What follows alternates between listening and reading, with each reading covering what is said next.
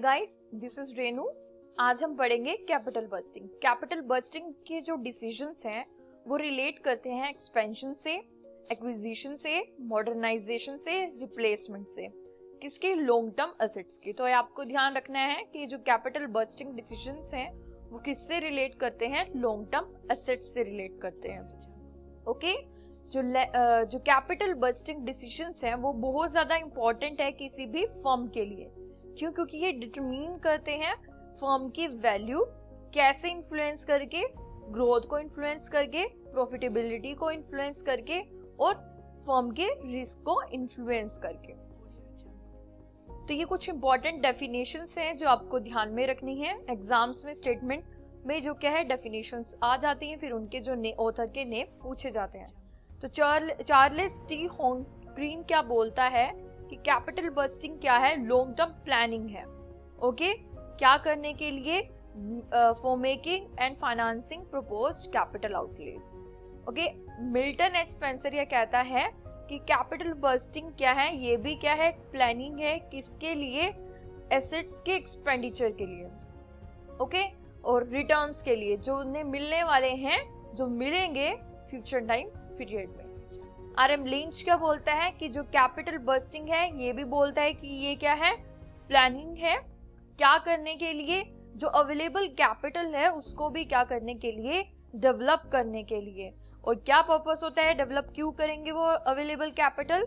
For the purpose of maximising the long term profitability of the firm. ठीक है, तो ये तीन क्या है डेफिनेशंस जो आपको इंपॉर्टेंट ध्यान रखनी है।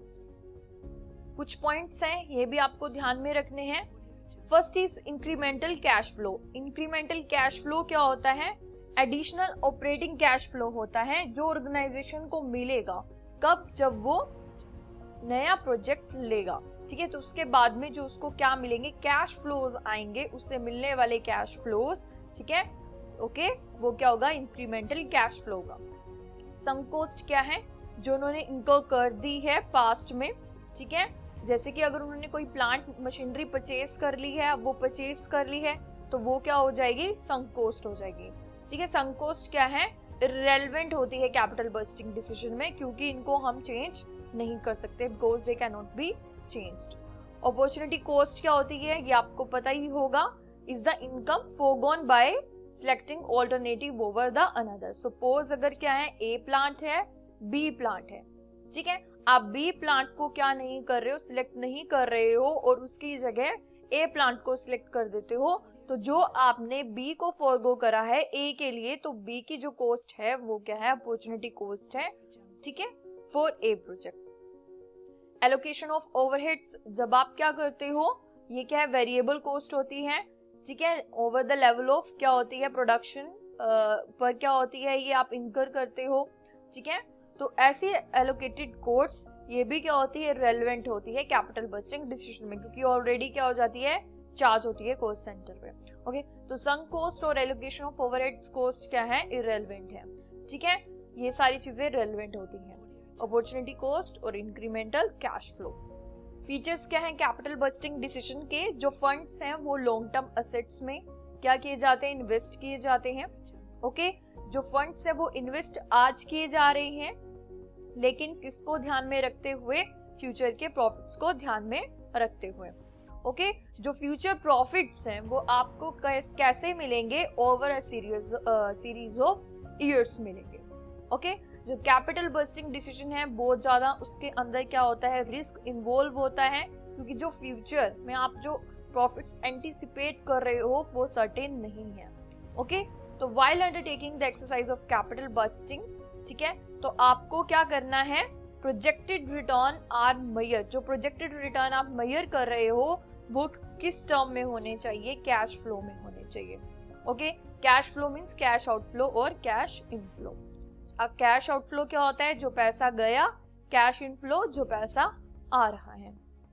ओके तो बिजनेस क्या है, इन्वेस्टमेंट डिसीजन ले सकता है, एक सिंगल प्रोजेक्ट पे भी ले सकता है, दो पे भी ले सकता है, या उससे ज्यादा पे भी ले सकता है, जो क्या है म्यूचुअली एक्सक्लूसिव है। अब म्यूचुअली एक्सक्लूसिव क्या होता है कि अगर मैंने एक को सिलेक्ट किया तो ऑटोमेटिकली दूसरा क्या हो जाएगा, रिजेक्ट हो जाएगा। ओके और मैक्सिमाइजेशन क्या है, वैल्यू, फर्म का मैक्सिमाइजेशन वैल्यू ही सोल क्या है, इनका पर्पस है क्या करने के लिए, किसी भी इन्वेस्टमेंट प्रपोजल को सिलेक्ट करने के लिए या ड्रॉपिंग करने के लिए। अगर आप सिलेक्ट कर रहे हो तब भी यही होना चाहिए, ऑब्जेक्टिव ड्रॉप कर रहे हो तब भी यही होना चाहिए। ओके, जो ये हैं डिसीजंस जो लिए जाएंगे कैपिटल बजटिंग डिसीजंस में, ये क्या है, स्ट्रेटेजिक इन्वेस्टमेंट डिसीजंस हैं। ओके, अब स्ट्रेटेजिक इन्वेस्टमेंट डिसीजंस क्या होते हैं, जो कंसर्न करते हैं लॉन्ग टर्म इन्वेस्टमेंट को। ओके, लॉन्ग टर्म इन्वेस्टमेंट इन एसेट्स, जैसे कि नई बिल्डिंग होगी, टेक्नोलॉजी होगी, ठीक है, जिसके अंदर क्या इन्वॉल्व होती है, large some of money involve होती है। तो इस चैप्टर में हम दो मेन अजम्पशंस करेंगे, याद रखेंगे कि अपॉर्चुनिटी कॉस्ट ऑफ कैपिटल आपको पता है, एक्सपेंडिचर और बेनिफिट इन्वेस्टमेंट के आपको पता है, ठीक है। इंपॉर्टेंस क्या है कैपिटल बस्टिंग की, सबसे पहले रिस्क, क्योंकि ये आपके क्या है, फर्म के रिस्क कॉम्प्लेक्शन को क्या कर देता है, चेंज कर देता है, ठीक है। सपोज अगर आपने क्या है कोई भी इन्वेस्टमेंट डिसीजन लिया है, उससे क्या होता है, आपका जो एवरेज गेन है वो तो इंक्रीज हो जाता है, लेकिन उस इंक्रीज से आपके जो क्या है प्रॉफिट्स में फ्रीक्वेंट फ्लक्चुएशंस होते रहते हैं, कभी इंक्रीज हो रहा है प्रॉफिट, कभी कम हो रहा है उस डिसीजन को लेने के बाद, ठीक है। तो इससे क्या होगा, आपकी फर्म क्या हो जाएगी, ज्यादा रिस्की हो जाएगी, ठीक है। तो इंपॉर्टेंस है कैपिटल बस्टिंग डिसीजन किस केस में, रिस्क कॉम्प्लेक्शन अगर आपको मेंटेन करना है ध्यान, ठीक है, तो आपको अच्छे से चूज करना पड़ेगा।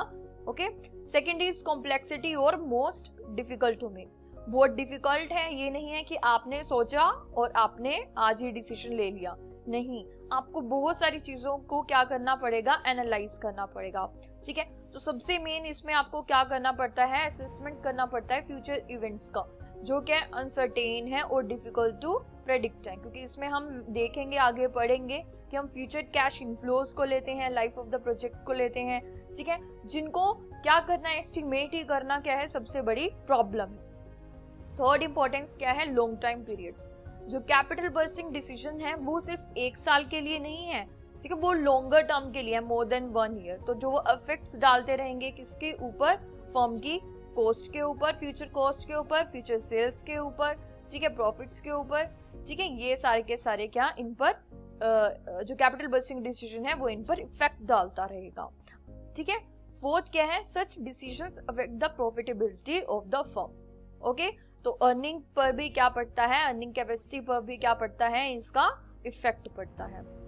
फिफ्थ क्या है, रिलेटिवली हाई कॉस्ट, बहुत ज्यादा हाई इन्वेस्टमेंट इसमें चाहिएगी, ठीक है। अगर लिमिटेड इन्वेस्टमेंट है किसी भी फर्म के पास तो उसे सोच समझकर क्या करना पड़ेगा, कैपिटल बस्टिंग डिसीजन लेना पड़ेगा। वैसे आजकल क्या है, सभी के पास लिमिटेड है, ठीक है, तो सोच समझकर ही डिसीजन लेना पड़ेगा। सिक्स क्या है, परमानेंट कमिटमेंट और इरिवर्सिबल डिसीजन, ठीक है। जो कमिटमेंट कैसी है, यहाँ पर परमानेंट है, अगर एक बार आपने ले लिया तो आप उसे रिवर्स नहीं कर सकते, ठीक है, ऐसा डिसीजन है। ओके, अगर आप रिवर्स करना भी चाहोगे तो आपको बहुत ज्यादा फाइनेंशियल लॉस होगा, ठीक है। और ये भी है कि आपकी जो सेकंड हैंड प्लांट है, अगर आपने मान लो परचेज कर लिया और वो सेकंड हैंड हो गया, आपने परचेज कर लिया, तो उसको क्या होगा, सेल करना डिफिकल्ट हो जाएगा, ठीक है। तो इसलिए इसे बोला गया है कि irreversible decision. Involvement of large amount of funds, ठीक है, तो हाई कॉस्ट और बात एक ही है कि बहुत ज्यादा क्या है यहाँ पर इन्वॉल्वमेंट होती है लार्ज अमाउंट ऑफ फंड्स। एक इनकरेक्ट डिसीजन आपको क्या लॉस दे सकता है, और साथ में सिर्फ लॉस ही नहीं बल्कि आप क्या कर सकते थे, प्रॉफिट्स को भी ये क्या करेगा, प्रिवेंट करेगा, क्योंकि अगर आप उस पैसे को कहीं और डालते तो आपको वहां पर प्रॉफिट हो सकता था। तो दोनों चीज ही क्या होंगी यहाँ पर अफेक्ट हो रही है, अपॉर्चुनिटी कॉस्ट भी अफेक्ट हो रही है, ठीक है। नेशनल इंपॉर्टेंस भी है यहाँ पर, क्योंकि जो कैपिटल बस्टिंग डिसीजंस हैं वो आपके एम्प्लॉयमेंट लेवल को भी अफेक्ट करते हैं, इकोनॉमिक एक्टिविटीज को भी क्या कर रहा है, अफेक्ट कर रहा है, इकोनॉमिक ग्रोथ को भी कर रहा है। तो ये सभी क्या थी, इंपॉर्टेंस थी, आपको ध्यान से पढ़नी है, ठीक है। यहाँ पर मैंने एक्सप्लेनेशंस भी दी हैं ताकि आपको याद रहे, क्योंकि समटाइम्स क्या होता है, अगर हेडिंग दे देते हैं तो वो इतना अच्छे से याद नहीं रहता है, तो आपको क्या है, थोड़ा थोड़ा अंदर का भी अच्छे से पढ़ना है। हम कुछ डिसीजंस पढ़ेंगे, ठीक है, जो हम डिसीजन पढ़ने वाले हैं based on firms existence, firms की एग्जिस्टेंस पर बेस्ड, ठीक है।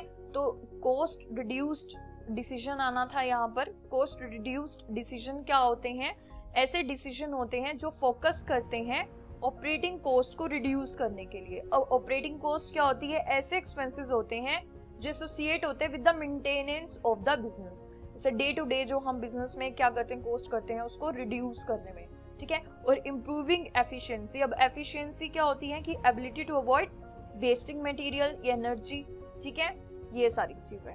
ओके, तो जो रिड्यूस करता है अपॉर्चुनिटी कॉस्ट को और एफिशिएंसी को क्या करता है, इंप्रूव करता है, वो आपके क्या होते हैं, कॉस्ट रिडक्शन डिसीजंस होते हैं। और ये भी कितने टाइप्स के होते हैं आपके? 2 टाइप्स के होते हैं, रिप्लेसमेंट डिसीजन और मॉडर्नाइजेशन डिसीजन। अब रिप्लेसमेंट डिसीजन क्या होते हैं? जब आप क्या करना चाहोगे, इंप्रूव करना चाहते हो ऑपरेटिंग एफिशिएंसी को। सपोज आपकी मशीनरी क्या हो गई है, बहुत ज्यादा क्या हो गई है, पुरानी हो गई है, तो उसकी एफिशिएंसी क्या हो जाएगी, रिड्यूस हो जाएगी। उससे क्या होगा, कॉस्ट भी इंक्रीज आने लगेगी, वेस्टेज ज्यादा होने लगेगा आपके रिसोर्सेज को, तो उससे प्रॉफिट कम हो जाएगा। तो आप क्या करोगे, रिप्लेसमेंट डिसीजंस लोगे। आप क्या करोगे, उसकी जगह न्यू एसेट लेके आओगे, जिससे क्या होगा, प्रॉफिट इंक्रीज हो जाएंगे, ठीक है। और फर्म की क्या हो जाएगी, रेवेन्यू में remain unchanged. Okay, modernisation decision क्या है? As the time passes assets become outdated and obsolete with the technological changes. जैसे जैसे टाइम क्या है, चेंज होता जा रहा है, तो एसेट्स क्या हो जाती हैं, आउटडेटेड हो जाती हैं, ठीक है, पुरानी हो जाती हैं। Okay, out of the market चली जाती हैं, ऑब्सोलीट हो जाती हैं, चेंज हो जाता है, ठीक है। जैसे न्यू मोबाइल फोन सारे आपको पता है, ठीक है, टेक्नोलॉजी क्या हो रही है, अपग्रेड हो रही है, ठीक है। तो उसको क्या करने के लिए, रिप्लेस करने के लिए आप ये वाले डिसीजंस लेते हो, ठीक है, ताकि जिससे क्या हो, आप अच्छे से और इकोनॉमिकली परफॉर्म कर पाए। अब रिवेन्यू एक्सपेंशन डिसीजंस क्या होंगे, जो इंप्रूव करेंगे आपकी सेल्स प्रोडक्ट लाइन को और वर्जन्स ऑफ द प्रोडक्ट को इंप्रूव करेंगे। इनको भी सब क्लासिफाई किया गया है। तो first one is expansion decision, second one is diversification decision. अब एक्सपेंशन डिसीजन क्या होते हैं आपके, to add capacity to the existing product lines, कि अगर आपकी जो एग्जिस्टिंग प्रोडक्ट लाइन है उसी में ही आप क्या कर रहे हो, आप वही प्रोडक्ट और बना रहे हो और क्या कर रहे हो, एसेट्स परचेज कर रहे हो, ताकि आप जो इंक्रीज डिमांड है उसे क्या कर पाओ, मीट आउट कर पाओ। ओके, या फिर आप क्या कर रहे हो, इंप्रूव कर रहे हो प्रोडक्शन फैसिलिटीज, कैसे, उसको मार्केट, जो मार्केट शेयर है इंक्रीज करके। जैसे अगर मान लो कहीं पर पहले प्रोडक्ट नहीं मिल पा रहा था, अब वहां पर क्या कर रहे हो, आपने न्यू प्लांट लगा दिया, ठीक है, तो वो क्या है, आपका एक्सपेंशन डिसीजन हो जाएगा। Second is diversification decision, diversify कर रहे हो, अलग अलग फील्ड में जाना। डाइवर्सिफिकेशन मीन्स तो नए प्रोडक्ट्स आप क्या कर रहे हो, परचेज कर रहे हो, ठीक है, तो ये भी आप डिसीजन लोगे। तो ये जो डिसीजंस हैं वो किसके ऊपर बेस्ड हैं, based on firms existence.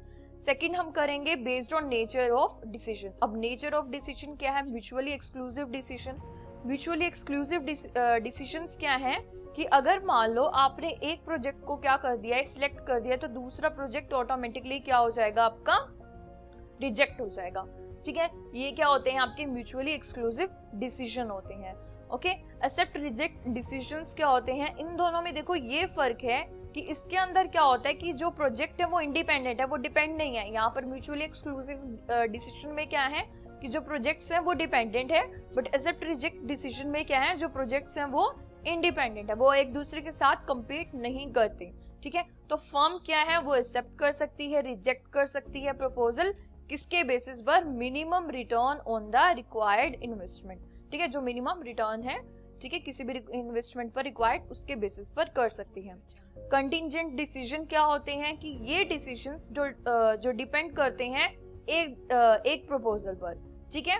Okay, इसका मैं एग्जांपल देती हूँ, आपको अच्छे से क्लियर हो जाएगा। सपोज अगर कोई फर्म है, वो क्या करना चाहती है, फैक्ट्री बिल्ड करना चाहती है एक रिमोट बैकवर्ड एरिया में, तो उसे उसके लिए क्या करना पड़ेगा, इन्वेस्ट करना पड़ेगा, हाउसेस बनाने पड़ेंगे, वहां पर रोड्स बनाने पड़ेंगे, हॉस्पिटल्स बनाने पड़ेंगे, ताकि जो एम्प्लॉयज को वो अट्रैक्ट कर पाए, कस्टमर्स को अट्रैक्ट कर पाए, ठीक है, वहां पर मतलब मेन तो एम्प्लॉयज को अट्रैक्ट कर पाए वर्कफोर्स के लिए, ठीक है। उसके बाद आता है प्रायोरिटी ऑर्डर डिसीजंस। अब देखो फर्म्स के पास क्या होता है, फंड्स क्या लिमिटेड होता है, ठीक है, तो ये क्या है कि इंडिपेंडेंट होता है, तो फिर अब क्या करना पड़ेगा, जो फर्म को अपने प्रायोरिटी के बेसिस पर क्या करना पड़ेगा, प्रोजेक्ट को एक्सेप्ट करना पड़ेगा। अगर आपको वीडियो पसंद आया है तो प्लीज लाइक कीजिए, शेयर कीजिए, कमेंट कीजिए और सेकंड वीडियो के लिए वेट कीजिए और मेरे चैनल को सब्सक्राइब कीजिए। Thank you.